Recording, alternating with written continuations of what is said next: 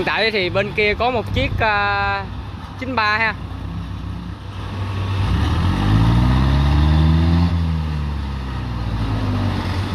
Anh đang nhóm kìa.